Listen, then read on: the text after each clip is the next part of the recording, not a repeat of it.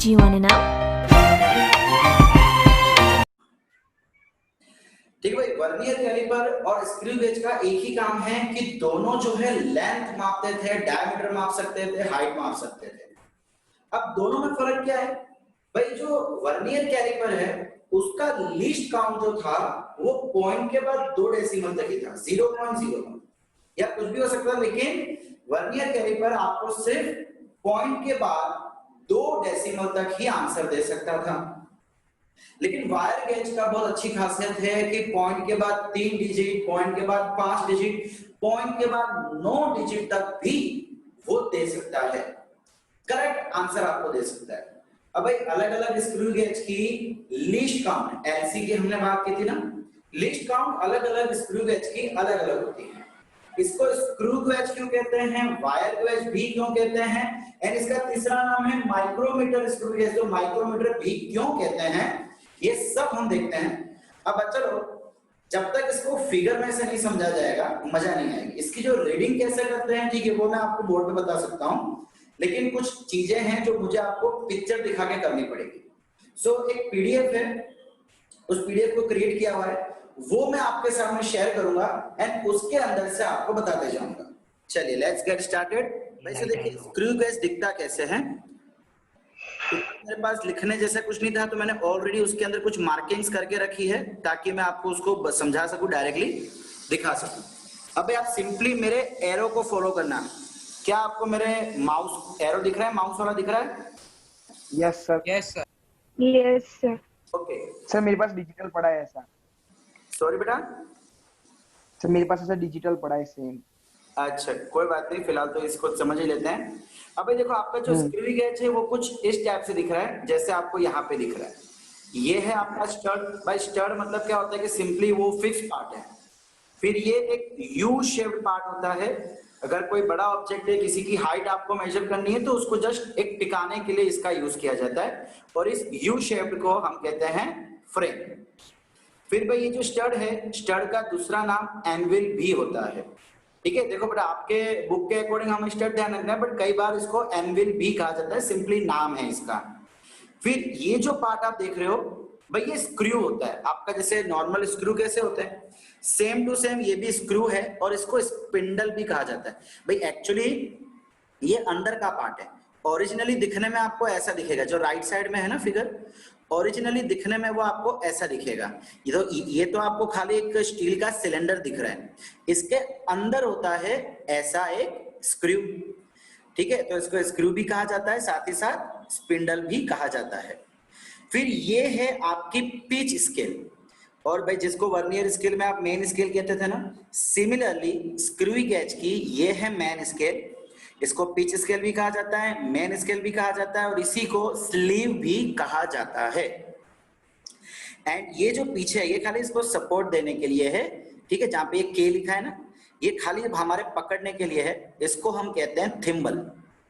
अब भाई जैसे वर्नियर कैलिपर में वर्नियर स्केल थी जो कि ऊपर से या नीचे से स्लाइड होती थी, सिमिलरली ये एक सर्कुलर स्केल है जिसको हम घुमाते हैं, या तो एंटी क्लॉकवाइज या तो क्लॉकवाइज उसको हम घुमा सकते हैं। ठीक है, और ये लास्ट में है रेचेट। इसका क्या काम है वो मैं आपको 10 मिनट बाद बताऊंगा। इसका भी बहुत जरूरी काम है, क्या है वो मैं आपको बताऊंगा। ठीक है भाई, एडजस्ट करने के ये एक नॉर्मल पार्ट्स हो गए स्क्रू गेज के। क्या बोल रहे हो यशराज?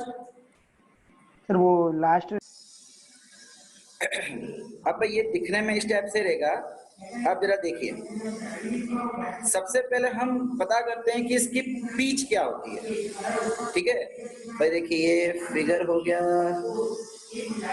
सब एक्सप्लेनेशन हो गया। ओके चलिए,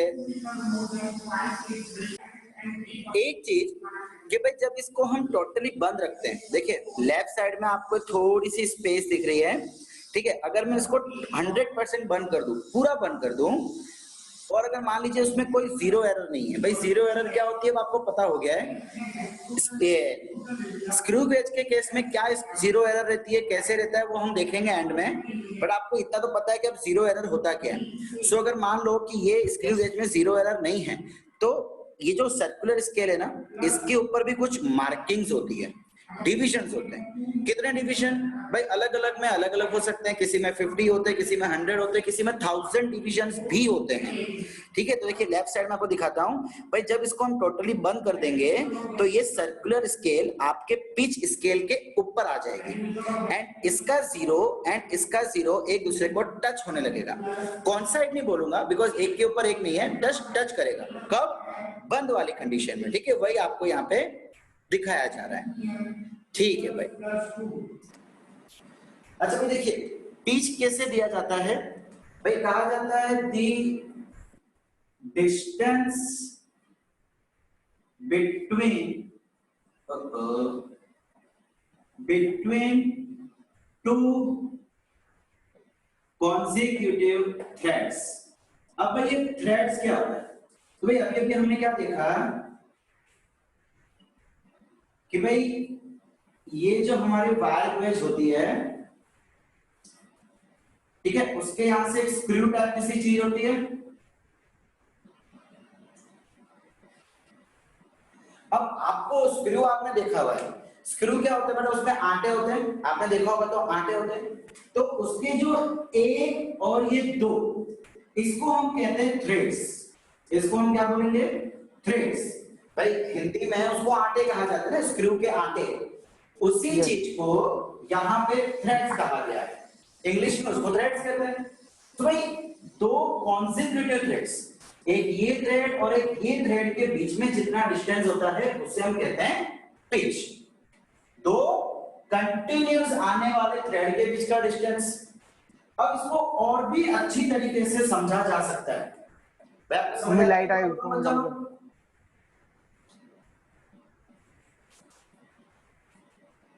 बच्चा, can you hear me?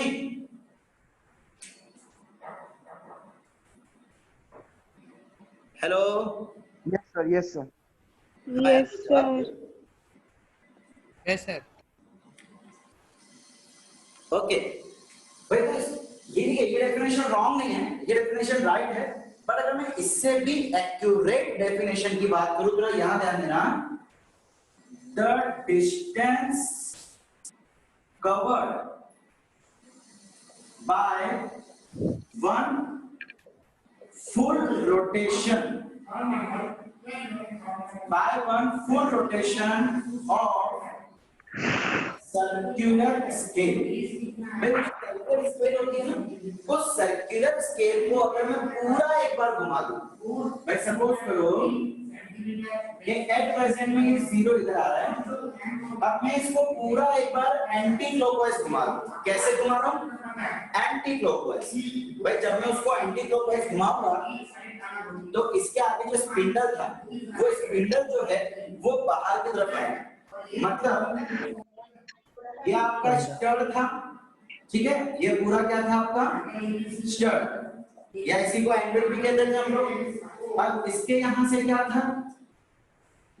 Spindle था। अब जैसे ही मैं इसको घुमाऊंगा एंटी क्लॉकवाइज डायरेक्शन में, ये वाली बाहर एंटी क्लॉकवाइज में, ये धीमे धीमे पीछे जाना शुरू कर देगा। ठीक है सर, स्क्रीन ब्लर हो गई। क्या बोल रहे हो? स्क्रीन ब्लर हो गई। स्क्रीन ब्लर हो गई है सर वहाँ पे नेटवर्क की यस। अब देखिए हम इस टॉपिक पे थे कि जब मैं इसको एंटी क्लॉकवाइज घुमाऊंगा तो ये पीछे की तरफ आएगा। अब यस एक कंप्लीट रोटेशन करना है, मतलब अगर 0 इधर है तो मैं उसको घुमा के फिर से यहीं पे ले आऊंगा।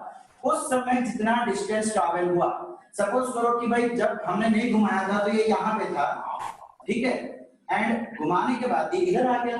सो ये जो डिस्टेंस है इसको भी हम कहते हैं पिच। अब कमाल की बात ये है बेटा कि ये जो दो थ्रेड्स हमने देखे थे ना, जो दो आटे जिसके बारे में हमने बात की थी, इसके बीच का डिस्टेंस और इसके बीच का डिस्टेंस सेम होता है।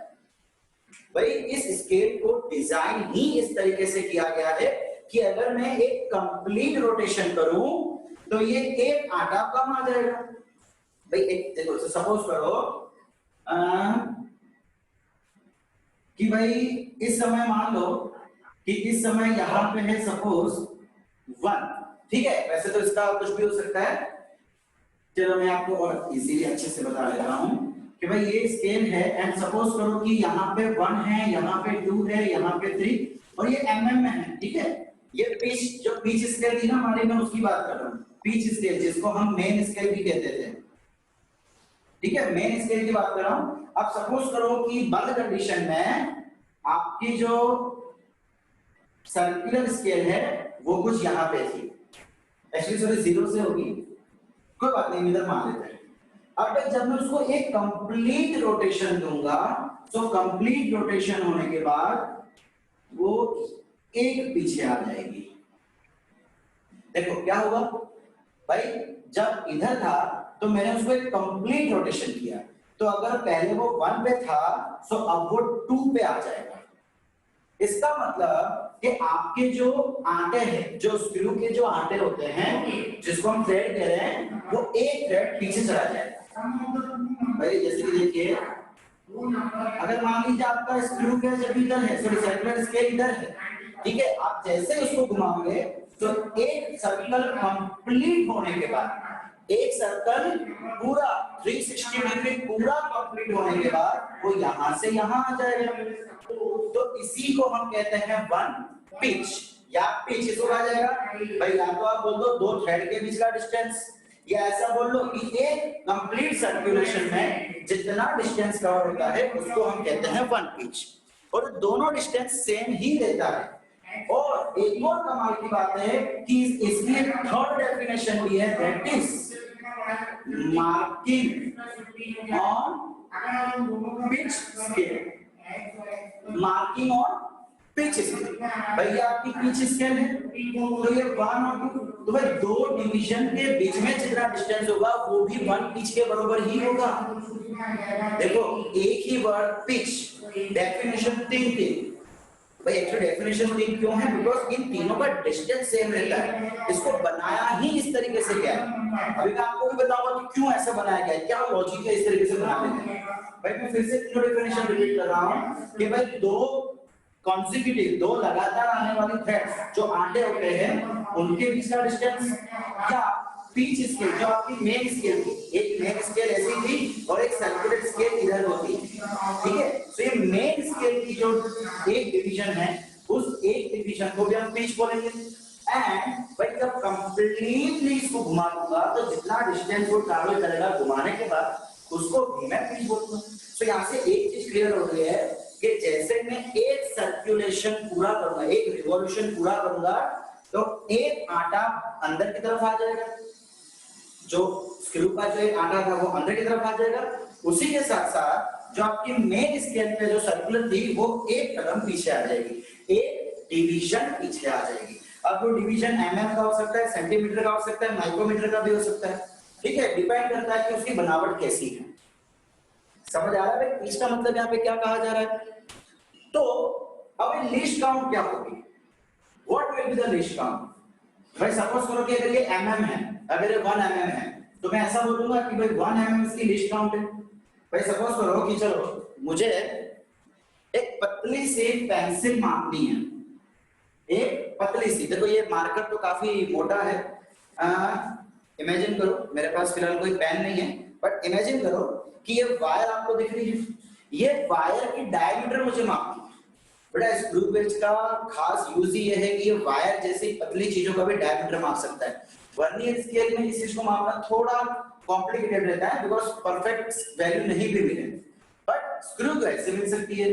सो होगा क्या कि भाई ये आपका स्टड है, ये आपकी यू फ्रेम जिसे हम कहते हैं, ठीक है, यहाँ पे ये एंविल, ये आपका स्क्रू या स्पेंडल, एंड ये आपकी पिच स्केल या तो मेन स्केल जिसको हम कहते हैं, और ये हो जाएगा आपकी सर्कुलर स्केल।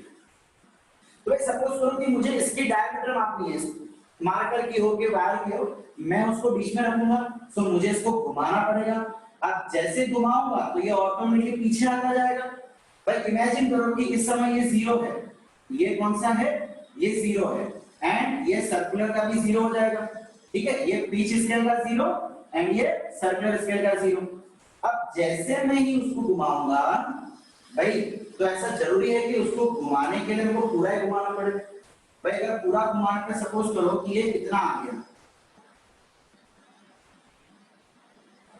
इमेजिन करो कि हमने इसको पूरा घुमा दिया, तो पूरा घुमाने के बाद ये स्टार्टिंग में 0 था, पूरा घुमाने के बाद 1 पे आ गया, लेकिन क्या मार्कर अंदर फिट बैठ रही है? नहीं ना, तो मुझे इसको बंद करना पड़ेगा। इसका मतलब इसको मैं फिर से क्लॉकवाइज डायरेक्शन में घुमाऊंगा ताकि मैं उसको टाइट कर पाऊं। अब मैं उसको टाइट करता गया, अब इधर पहुंच गए। अब क्या मुझे कंफर्म पता है कि ये टाइट हो चुका है? क्या मैं 100% श्योर हूं कि ये टाइट हो चुका है? मैं श्योर नहीं।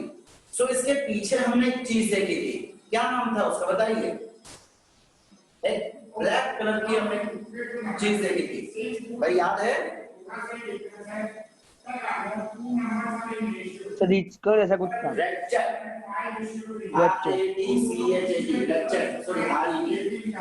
भाई तो इसका काम यही होता है, अगर मान लो कि आपका ये मार्कर कंप्लीटली टाइट हो गया है और आप इसको घुमाओ तो आपको कुछ आवाज आएगी। इन शॉर्ट ये जितना मैक्सिमम टाइट हो सकता था उतना मैक्सिमम टाइट हो गया, और यही चेक करने का काम होता है ट्रैचेट का। मैंने इससे आपको कहा था कि मैं आपको ये ट्रैचेट क्या होता है ये कुछ देर बाद होगा, ठीक है? आप भाई चलिए, अब एक चीज है कि जब मैंने इसको एंटी क्लॉकवाइज घुमाया था तो ये यहाँ तक आ गया, फिर मुझे इसको दोबारा क्लॉकवाइज घुमाने की जरूरत पड़ी। इसका मतलब कि जब मैं दोबारा इसको मैंने टाइट किया तो वो इधर कहीं होगा, है ना, इधर कहीं होगा, तो भाई लीस्ट काउंट क्या होगा? What will be the least count? अब आ जाते हैं हम लीस्ट काउंट पे, ठीक है? इसकी फॉर्मूला बहुत आसान है लीस्ट काउंट की, वर्नियर भी आसान है लेकिन उससे भी आसान है। देखो सपोज करो कि मेरी मेन स्केल है और मैं इसको mm लेता हूं, 1 mm, 2 mm, 3 mm, 4 mm, और मैं एक सर्कुलर स्केल ले लेता हूं जिसपे अभी के लिए हम 100 डिवीजन ले लेते हैं। भाई इसके सेंटर पे थोड़ा सेंटर नीचे हो गया है, सेंटर को ऊपर बना दे।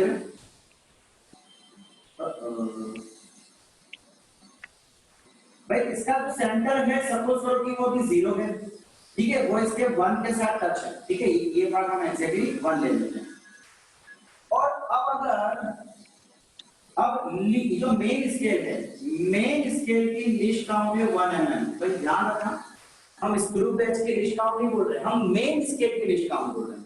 लिस्ट काउंट मतलब क्या होता है? 2 डिवीजन, 2 कॉन्सेक्यूटिव डिवीजन के बीच का डिस्टेंस, उसको हम लिस्ट काउंट कहते हैं। तो मेन स्केल के 1 और 2 के बीच में जितना डिस्टेंस है उसको मैंने ले लिया 1 mm, और इसको हम बोलेंगे list count of main scale, या तो फिर पिच स्केल, ठीक है, मेन के बदले वर्ड यूज हो सकता है पिच स्केल। ओके, अब जब मैं इसको पूरा 360 डिग्री घुमाऊंगा और इमेजिन करें कि इसके ऊपर 100 डिवीजन है, 100 का मतलब है कि यहाँ पे 1 2 3 होगा, ऐसे घूमते 99 ऐसा कुछ होगा। यशराज अपना को म्यूट करो बेटा, ठीक है? हो क्या है ये 0 1 2 3 4 5 6 7 8 9 ऐसे करते करते 98 99 और वापस 0 के टोटल 100 टुकड़े कर दिए। टुकड़ों को हम कहते हैं डिवीजन। और जब मैं इसको कंप्लीटली 1 रोटेशन कर दूंगा, इन शॉर्ट जब 100 डिवीजन घूम जाएंगे तो उसका डिस्टेंस कितना होगा? 1 मीटर। हमने भाई देखा था ना भाई, ये जितना डिस्टेंस होता है उसी को list count of main scale कहा जाता है और उसी को पिच भी कहा जाता है। यही तो हमने देखा था मार्किंग ऑन मेन स्केल, तो ये पिच भी कहलाता है। और जब मैं कंप्लीट 1 रोटेशन करता हूं तो उसको भी पिच कहते हैं। हमने अभी भी 3 डेफिनेशन देखी थी भाई, मार्किंग भी पिच, सेम डिस्टेंस, स्क्रू के 2 थ्रेड के बीच में भी सेम डिस्टेंस है, जितना डिस्टेंस कवर करेगा 1 रोटेशन में वो भी पिच। तो क्या मैं ऐसा कह सकता हूं कि जब मैं 100 डिवीजन को पूरा घुमाऊंगा तो 1 mm कवर होगा? तो भाई 1 डिवीजन को घुमाने पे कितना मिलेगा? और इसी को हम बोलेंगे list count of screw batch. जितनी वैल्यू इधर आएगी उसी को मैं बोलूंगा list count of screw batch. इसका मतलब कोई भी स्क्रू बैच मिनिमम कितना डिस्टेंस माप सकता है? छोटे से छोटा डिस्टेंस एक डिवीजन के बराबर। ठीक है, ये स्केल है, उसको टक एक डिवीजन, पूरा गोल घुमाने पे एक पिच। लेकिन जरूरी थोड़ी ना कि अगर मुझे किसी को मेजर करना है तो मैं उसको पूरा ही घुमाऊं। मेरे को तो मेजर करने के लिए जितनी रिक्वायरमेंट होगी उतना ही घुमाऊंगा। हो सकता है मैं आधा घुमाऊं, भाई आधा घुमाऊंगा तो 1 और 2 के बीच में कहीं पे आ जाएगा। हो सकता है मैं 1/4 घुमाऊं, जितने की रिक्वायरमेंट होगी उतना ही घुमाऊंगा। सो मिनिमम कितना घुमा सकता हूँ? मिनिमम एक डिवीजन के बराबर घुमा सकता हूँ। तो एक डिवीजन का मतलब कितना डिस्टेंस हो जाएगा? भाई 1 into 1 divide by 100 is equal to 0.1। भाई ये तो मैंने एग्जांपल लिया था कि ये स्केल का लिस्ट काउंट ऐसा होगा, लेकिन हमेशा फिक्स नहीं होता है। ऐसा मत समझना कि हमेशा 0.01 ही रहेगा, नहीं। तो लिस्ट काउंट की अगर मुझे फॉर्मूला चाहिए हो तो मैं क्या बोल दूंगा? पिच। देखो अगर मैं यहां से फॉर्मूला बनाऊं तो 1 क्या था? 1 mm क्या था? पिच थी हमारी list count of main scale. उसी को पिच बोलेंगे, उसी को मेन स्केल की लिस्ट काउंट बोलेंगे। सो पिच अपॉन 100 क्या है? Total division. So pitch upon number of division, और नंबर ऑफ डिवीजन को हम बोल सकते हैं CSD। क्या होगा ये CSD? सर्कुलर, है ना, सर्कुलर स्केल डिवीजन। CSD मतलब सर्कुलर स्केल डिवीजन। तो इसको हम ऐसे भी शॉर्टकट में लिख देते हैं पिच अपॉन CSD। ठीक है, number of division of circular scale.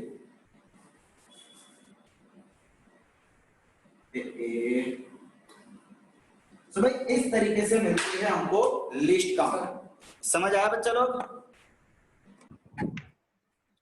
तो क्वेश्चन भी कुछ इस हिसाब से दिया गया है। 2 full turns of circular scale, 2 full turns of circular scale of which cover a distance of 1 mm,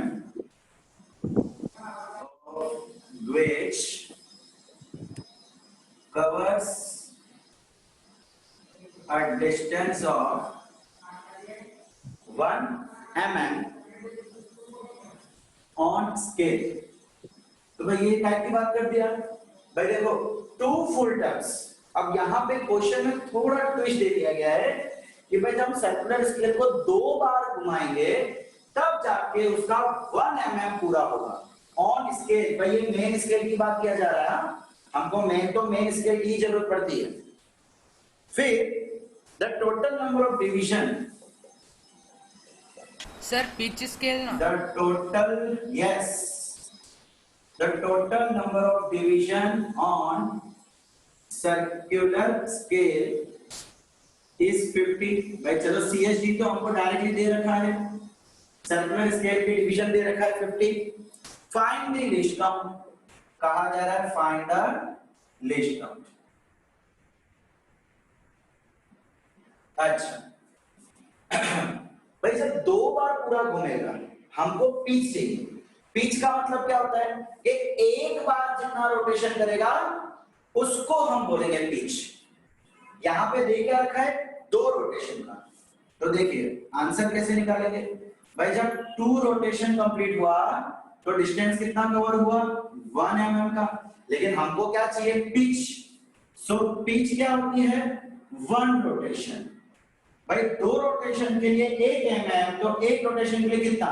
cross multiplication 1 into 1 divide bye 2। सो क्या मैं ऐसा बोल सकता हूँ हाफ mm या तो फिर 0.5 mm।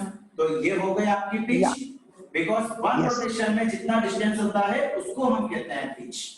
अब क्या बचा? Least count. So least count की फॉर्मूला होती है pitch upon CSD, circular scale division. 0. Pitch आ गई 0.5, CSD दे रखा है हमको 50। चलिए पॉइंट नीचे ले लेते हैं, तो ये 0.0001। हाँ ये 1/100 हो गया और आंसर आ गया 0.01। 0.01। तो भाई ये हो गया आपका answer, list count. Okay, Yes. समझ आया बच्चा लोग? Yes Yes. ओके चलिए नेक्स्ट क्वेश्चन देख लेते हैं भाई। ये क्वेश्चन आपको नोट्स के अंदर मिल जाएगा। आपकी आज की वीडियो वर्नियर स्केल की एक वीडियो में डाल चुका हूं ऑलरेडी, एक और वीडियो उसकी आ जाएगी आपको आज या कल तक, और आज के लेक्चर की वीडियो भी आपको मिल जाएगी, साथ ही साथ आज के सारे लेक्चर नोट्स भी आपको मिल जाएंगे। ओके, एंड आज के लेक्चर नोट्स कुछ अच्छी तरीके से आपको दिए जाएंगे, ठीक है। नेक्स्ट क्वेश्चन जो है बेटा वो JEE मेंस 2019 का है। JEE mains, okay. The least count of main scale of a screw gauge. The least count of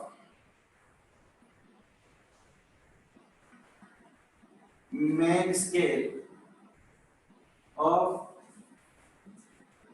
screw gauge is 1 mm. The minimum number of division. The minimum number of division to measure 5 micrometer diameter of wire is 5 micrometer diameter of wire is dash. Option दे रखे हैं आपको यहाँ पे 50, 200, 500, 200, 500 and lastly 100। ठीक है भाई, देखिए पहले क्वेश्चन समझते हैं अच्छे से। क्वेश्चन में क्या दिया जा रहा है? The least count of main scale. भाई ये मेन स्केल की लिस्ट काउंट है, आपके पूरे वायर गेज की नहीं। मैंने आपको बताया था पूरे वायर गेज की लिस्ट काउंट एक अलग चीज होती है और एक मेन स्केल, ठीक है। अच्छा, जरा मुझे बता सकते हो कि मेन स्केल की लिस्ट काउंट को हम क्या बोलते हैं? हमने अभी जितने भी वर्ड्स देखे हैं उसको क्या बोलते हैं?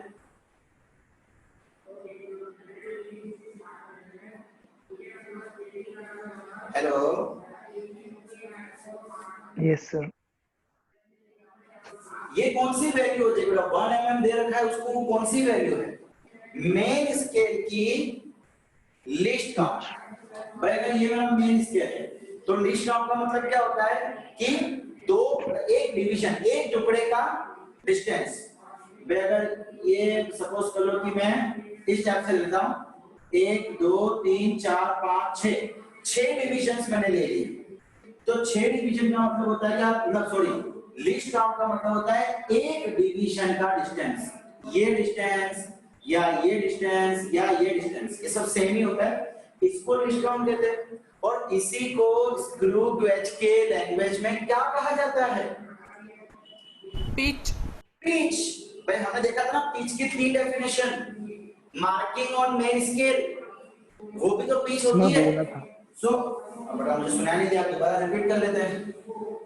सो भाई एक्चुअली हमको यहाँ पे पिच दे रखा है, कितना दे रखा है? 1 mm। भाई ये लीस्ट काउंट वायर गेज की नहीं है। बच्चे एक्चुअली यहीं पे गलती कर लेते हैं कि इसको least count of wire gauge मान लेते हैं, पूरे इंस्ट्रूमेंट का लिस्ट काउंट मान लेते हैं। नहीं, ये पूरे इंस्ट्रूमेंट का लिस्ट काउंट नहीं है, ये सिर्फ जो मेन स्केल थी, पिच स्केल थी, उसका वायर गेज, सॉरी उसका लिस्ट काउंट है। यहीं पे बच्चे गलती करते हैं।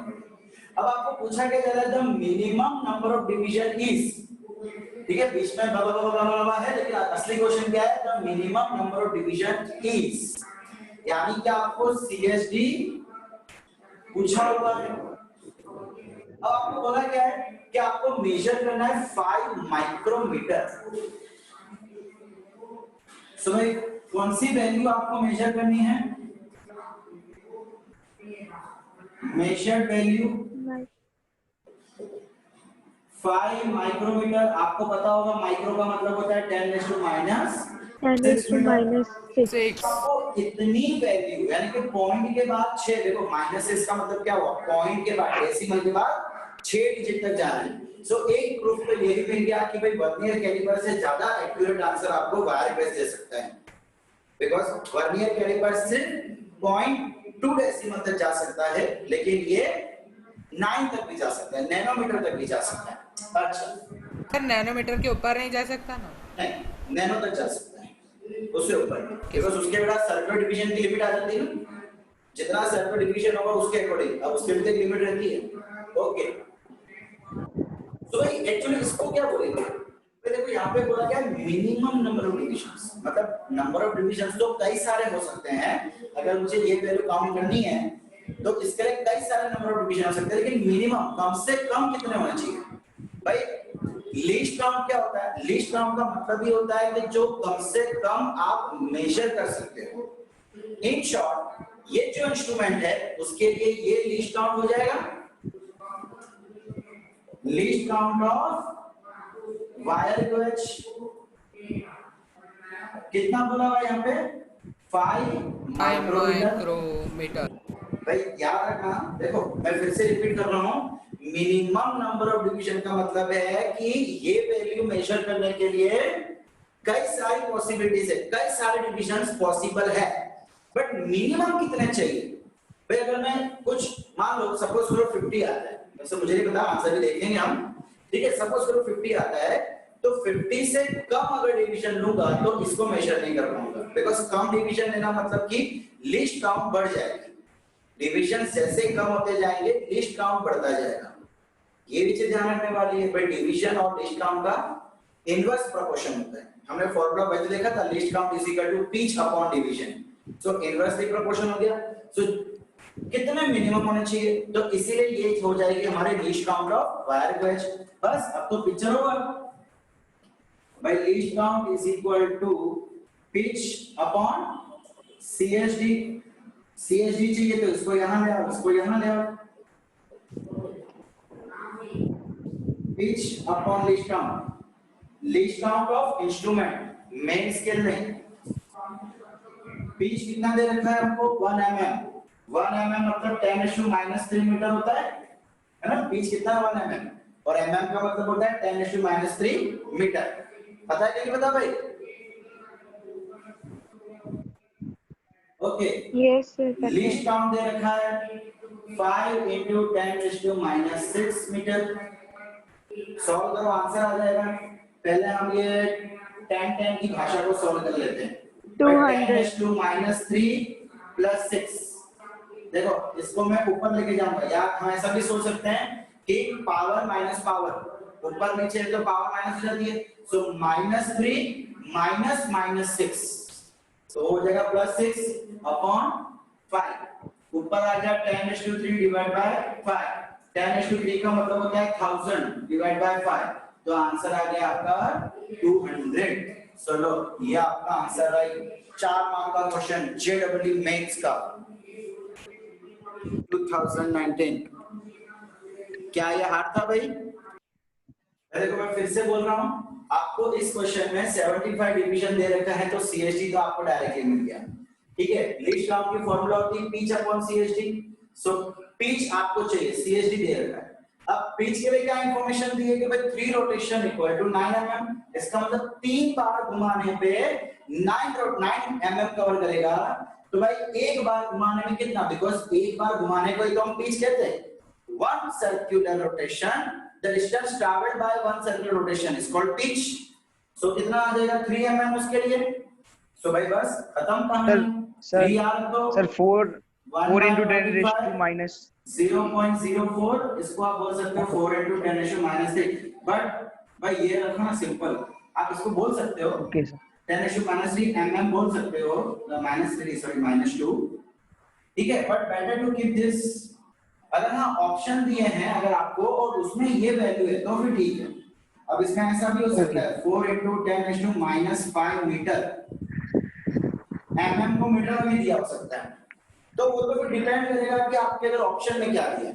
बट अगर ऑप्शन नहीं है, एक सिंपल न्यूमेरिकल है, 1 मार्क में पूछा जा सकता है, 2 मार्क में पूछा जा सकता है, ठीक है, ये थोड़ा बोर्ड लेवल टाइप का है, सो उसमें mm में छोड़ सकते हो अगर क्वेश्चन में है। ओके भाई, clear?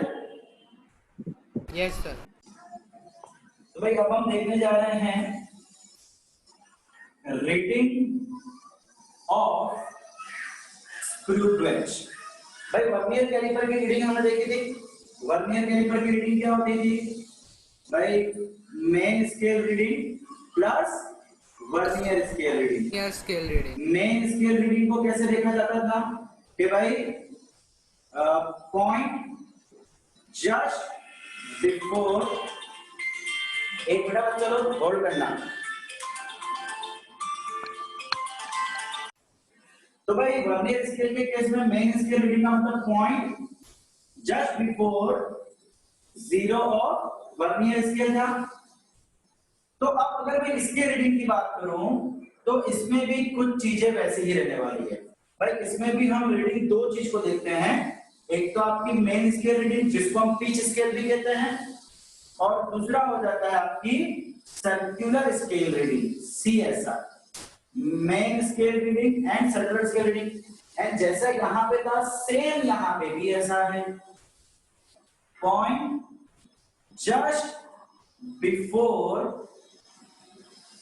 Zero of circular scale, point on base line, point on base line. अब ये बेस लाइन क्या होती है जरा देखें भाई। आपकी जो मेन स्केल होती है ना, ठीक है, सपोज करो कि ये आपकी मेन स्केल है, स्क्रू गेज की बात कर रहा हूं। इस मेन स्केल के इस बीच में एक लाइनें होती है जहां पे डिवीजन की होते हैं, मतलब जो मार्किंग होती है वो मार्किंग इस लाइन के ऊपर की होती है। तो इस मार्किंग वाली लाइन को हम कहते हैं बेस लाइन। अब भाई अब हम क्या करते हैं, उसको ओपन करते हैं ना। अगर आपको ध्यान हो, याद हो तो भाई ये जो सर्कुलर स्केल होती है उसको हम क्या करते हैं, एंटी क्लॉकवाइज घुमाते जाते हैं एंड बाहर की तरफ आता जाता है। तो भाई सपोज करो यहां पे आके आपका वो अटक गया, हमने जितना खोलना था उतना खोल दिया, ठीक है। अब 0 से 1 पे, एक सेकेंड होल्ड कीजिएगा, देखो मैं आपको और बेटर तरीके से बताऊं।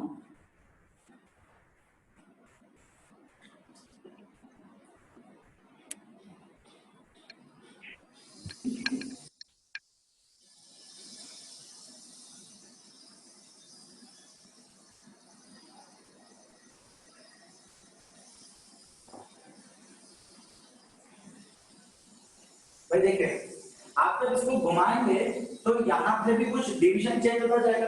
सपोज करो कि आप जब इसको घुमा रहे हो तो यहाँ पे आ गया 5th नंबर का डिवीजन, और ये 0 1 2 3 4, ठीक है, इसको हम 0 लेते हैं। चलिए 0 1 2 3 4। तो भाई घुमाते घुमाते घुमाते जितना भी बाहर आए हो, यहाँ पे जो पॉइंट होगा उसको हम बोलेंगे पॉइंट जस्ट बिफोर। अगर मैं अभी एग्जाम्पल के लिए ले लूं तो भाई ये 0 बोल देता हूं, 1 2 3 और ये 4 बोल देता हूं। तो हमारे इस केस में इसके 0 से एकदम पहले कौन सा पॉइंट है, 4।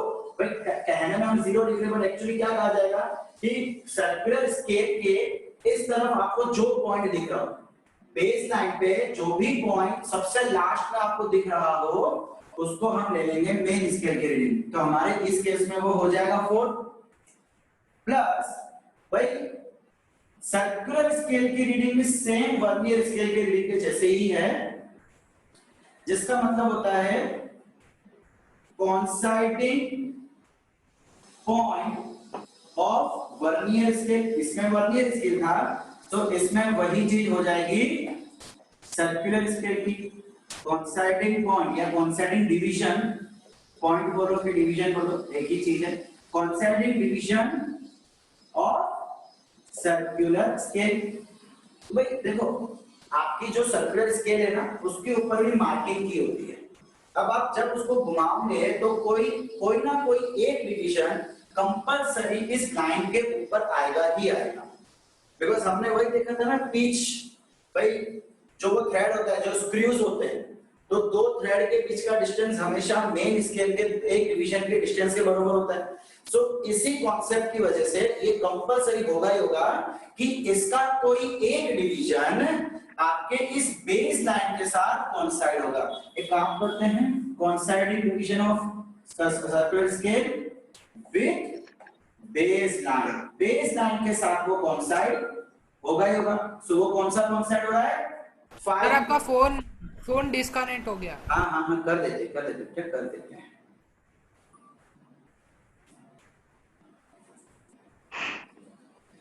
ठीक है, तो अगर आपको अच्छे से याद हो तो हम इसमें लीस्ट काउंट को मल्टीप्लाई करते थे। Least count into coinciding point, same चीज हो जाएगी इसके साथ भी लीस्ट काउंट आपका मल्टीप्लाई हो जाएगा। सपोज करो कि ये जो स्केल है इसकी लीस्ट काउंट आपको बोली जा रही है 0.01 mm। सपोज करो लीस्ट काउंट कैसे निकालते हो आपने अभी भी सीखा था। सो यहाँ पे हम क्या बोलेंगे, least count into coinciding value. Least count कितनी है 0.01 इनटू कौन सा पॉइंट कोइंसाइड कर रहा है 5। तो भाई 4 प्लस, बड़ा आवाज आ रही है म्यूट करो अपने आप को। 4 प्लस ये क्या हो जाएगा 0.05, आंसर आ गया 4.05 mm। ठीक है, ये मार्किंग mm है, ये मार्किंग mm है, तो आंसर भी आपका mm में ही आएगा। समझ आ रहा है बच्चा लोग? जैसे वर्नियर स्केल की रीडिंग करते थे कुछ वैसा ही सिमिलर है यहाँ पे स्क्रू गेज का रीडिंग, बस उसमें हम वर्नियर स्केल देखते थे, इसमें हमको सर्कुलर स्केल देखनी है, इतना ही फर्क है। सर इसमें लिस्ट काउंट पहले से दी होगी? पहले से दी होगी, और अगर नहीं दी हुई है तो आप ढूंढ लेना। लिस्ट काउंट तो ढूंढना हमको आता ही है ना। अगर लिस्ट काउंट या तो डायरेक्टली दी होगी या तो नहीं दी होगी, तो उसके लिए कुछ ऐसा दूसरी इंफॉर्मेशन दी होगी जिसकी मदद से हम लिस्ट काउंट ढूंढ पाएंगे। जैसे हमने कुछ क्वेश्चन किए थे, रोटेशन दे दिया जाएगा, पिच दे दिया जाएगा। ठीक है, ओके। तो भाई यहां तक किसी को कोई प्रॉब्लम? यशराज, आपको क्वेश्चन में कहा गया है circular scale has 100 divisions. 100 divisions. Calculate the diameter of wire. Calculate the diameter of wire.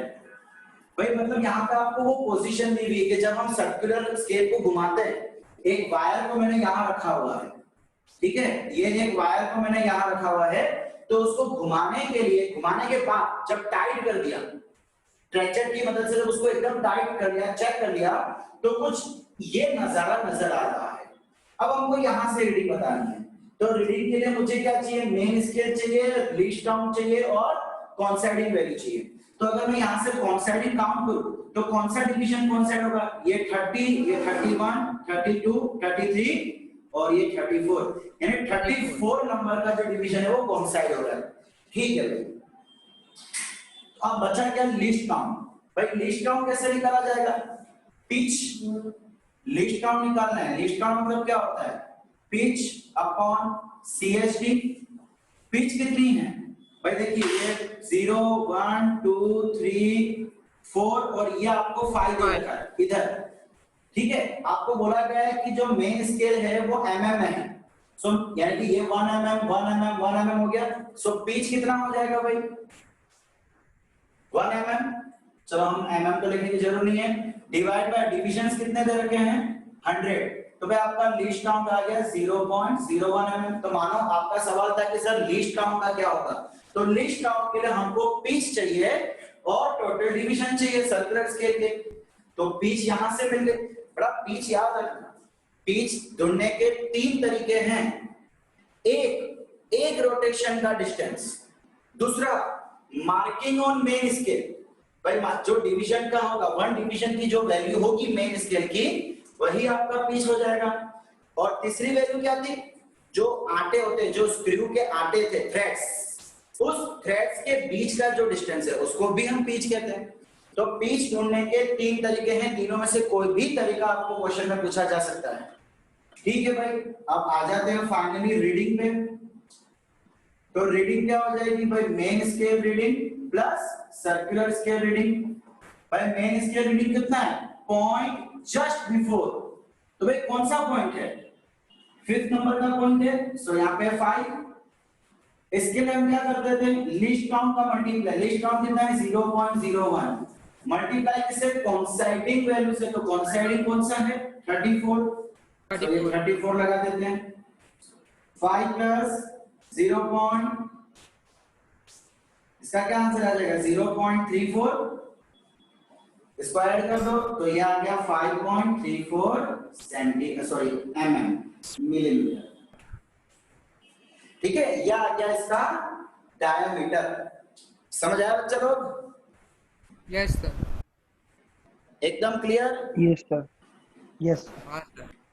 Okay, अब इसको बेटा अगर सपोज आपके एग्जाम में कुछ ऐसे ऑप्शन दिए हुए हैं, ये क्वेश्चन में ऑप्शन दिए हुए हैं अपने को, ऑप्शन क्या क्या दे रखा है, 0.534 सेंटीमीटर, 0.345 सेंटीमीटर, 0.465 सेंटीमीटर या 0.453 सेंटीमीटर। आपको ये ऑप्शन दे रखा है, अपना आंसर तो एमएम में आया है, तो भाई क्या प्रॉब्लम है, उसको सेंटीमीटर में कन्वर्ट कर दो, सेंटीमीटर में कन्वर्ट करके डिवाइड बाय 10 करना पड़ेगा, तो आंसर आ जाएगा 0.34 सेंटीमीटर, यानी ये वाला ऑप्शन अपने लिए सही हो जाएगा। थोड़ा इस तरीके से हम किसी भी चीज की रीडिंग फाइंड कर सकते हैं स्क्रू गेज की मदद से।